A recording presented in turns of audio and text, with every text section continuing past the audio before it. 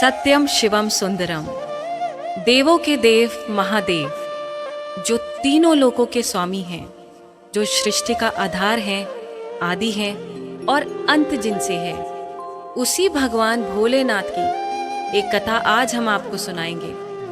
जो कथा ये साबित करती है कि भगवान भोलेनाथ ही इस सृष्टि के आधार हैं। उन्हीं से ये संसार है, जिसकी कृपा से पत्ते हिलते हैं, जिसकी कृपा से चिड़ियां चहकती हैं, जिनकी कृपा से सूरज उगता है और जिनकी कृपा से रात हो जाती है। और कहते हैं ना, अकाल मृत्यु वो मरे जो काम करे चांडाल का, काल भी उसका क्या करे जो भक्त हो महाकाल का। तो चलिए सुनते हैं इस पावन संगीत में कथा को रविराज की सुमधुर आवाज में।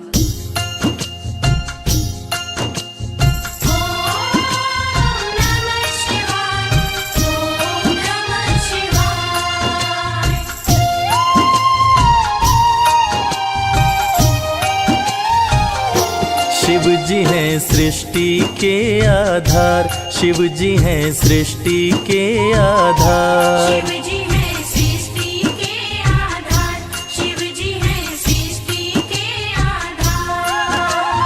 सत्य ही शिव है, शिव ही सुंदर, सत्य ही शिव है, शिव ही सुंदर, शिव से ही संसार। शिव जी हैं सृष्टि के आधार, शिव जी हैं सृष्टि के आधार। शिव जी हैं सृष्टि के आधार, शिव जी हैं सृष्टि के आधार।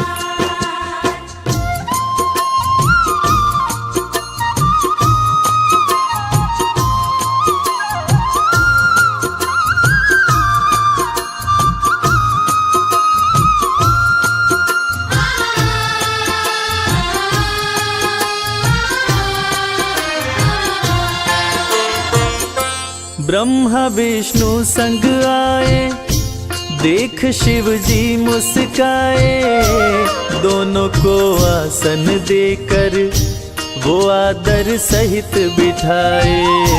दोनों को आसन देकर वो आदर सहित बिठाए। ब्रह्मा जी शिव से बोले, राज वो दिल का खोले, दोनों में कौन बड़ा है बता दो हे बम भोले। दोनों में कौन बड़ा है बता दो हे बम भोले। आप जो कह देंगे हम दोनों, आप जो कह देंगे हम दोनों कर लेंगे स्वीकार। शिव जी हैं सृष्टि के आधार, शिव जी हैं सृष्टि के आधार। शिव जी हैं सृष्टि के आधार, शिव जी हैं सृष्टि के आधार।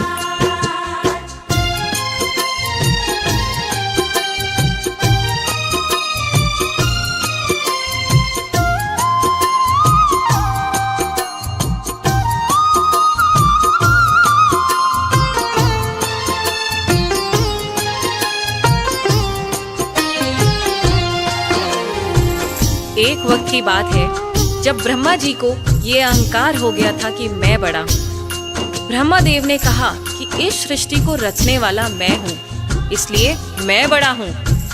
विष्णु जी ने कहा इस सृष्टि का पालनहार मैं हूँ, इसलिए मैं बड़ा हूँ। दोनों में से कौन बड़ा है, इस विवाद को सुलझाने के लिए दोनों शिव जी के पास पहुंचे। तो भोलेनाथ ने इस विवाद को सुलझाने के लिए एक स्तंभलिंग स्थापित किया और ये शर्त रखी कि जो इसके आदि और अंत का पता लगा लेगा, मैं उसी को सर्वश्रेष्ठ मानूंगा।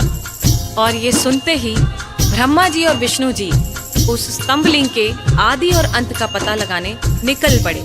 आगे क्या हुआ? विष्णु जी खोज के हारे, पता लगने ना पाए, अंत में हार मान कर विष्णु जी वापस आए। अंत में हार मान कर विष्णु जी वापस आए। ब्रह्मा भी ढूंढ न पाए, वो मन ही मन पछताए, विष्णु गर ढूंढ लिए तो वो हमसे बड़ा हो जाए।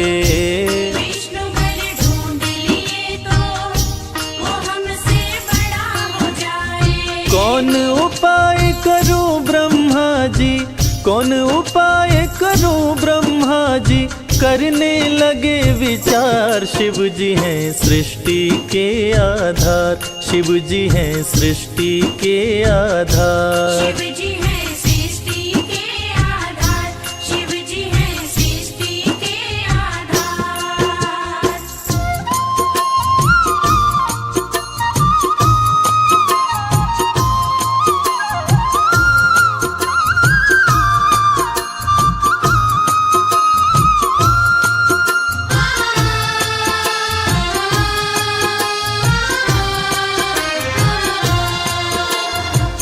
भगवान विष्णु ने पाताल लोक जाकर स्तंभलिंग के आदि और अंत को खोजने का बहुत प्रयत्न किया, लेकिन असफल रहे। और अंत में हार मानकर शंकर भगवान के पास आकर दोनों हाथ जोड़कर बोले कि हे भोले, आपकी महिमा अपार है, आपके आदि और अंत का खोज करना हमारे वश की बात नहीं। हे प्रभु, आप तो आदि अनादि अनामे अविचल और अविनाशी हैं। आपका पता लगाना तो असंभव है। लेकिन दूसरी तरफ ब्रह्मा जी सोचते हैं कि मैंने पता नहीं लगाया, लेकिन अगर विष्णु ने पता लगा लिया तो क्या होगा, वो मुझसे बड़ा हो जाएगा। ऐसा सोचकर ब्रह्मा जी ने क्या किया और कैसे किया, आइए सुनते हैं। केवड़ा के फूल को देखे ब्रह्मा मन में हर्षाए, केवड़ा के फूल से अपनी वो सारी बात बताए। केवड़ा के फूल से अपनी वो सारी बात बताए। ब्रह्मा केवड़ा संग आए, महादेव को समझाए, केवड़ा को मस्तक पे चढ़ाकर संग मिलाए। केवड़ा को मस्तक पे चढ़ाकर संग मिलाए। कौन बड़ा है अब तो बताए, कौन बड़ा है अब तो बताए, करके सोच विचार। शिव जी हैं सृष्टि के आधार, शिव जी हैं सृष्टि के आधार। शिव जी हैं सृष्टि के आधार, शिव जी हैं सृष्टि के आधार।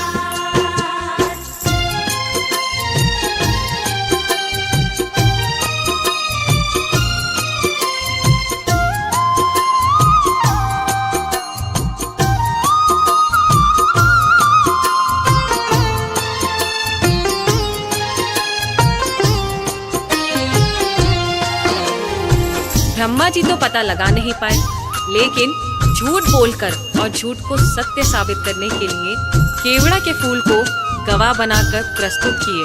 और ब्रह्मा जी के साथ साथ केवड़ा के फूल ने भी झूठ बोल दिया कि ब्रह्मदेव ने स्तंभलिंग के आदि का पता लगा लिया और मुझे वहां चढ़ाकर अपने साथ लेकर आ रहे हैं। और इस झूठ को सुनकर देवों के देव महादेव भगवान शंकर क्रोधित हो गए।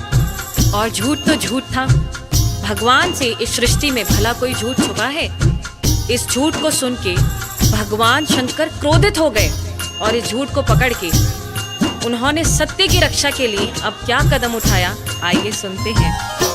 हुए क्रोधित त्रिपुरारी, गर्जना हुई है भारी, टूटा स्तंभ लिंग तो प्रकटे भैरव अवतारी।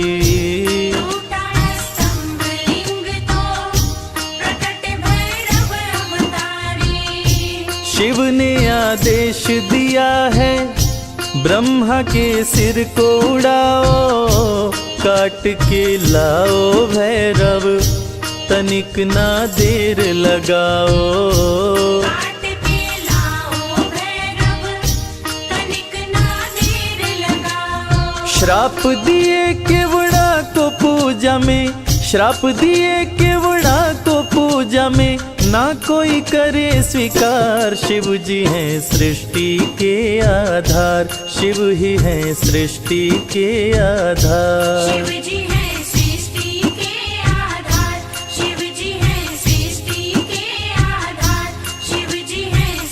प्रिय श्रोताओं, इसी प्रकार ये साबित हुआ कि भगवान शंकर से कुछ नहीं छुपा है और भगवान विष्णु और ब्रह्मा जी भी इस बात को मान गए कि भोलेनाथ से इस सृष्टि में कुछ नहीं छुपा। इस कथा से ये साबित होता है कि भोलेनाथ इस सृष्टि का हर रूप जानते हैं, हर रंग जानते हैं। इस सृष्टि में उनसे कुछ नहीं छुपा और वो सत्य पे चलने की राह दिखाते हैं। जय भोलेनाथ।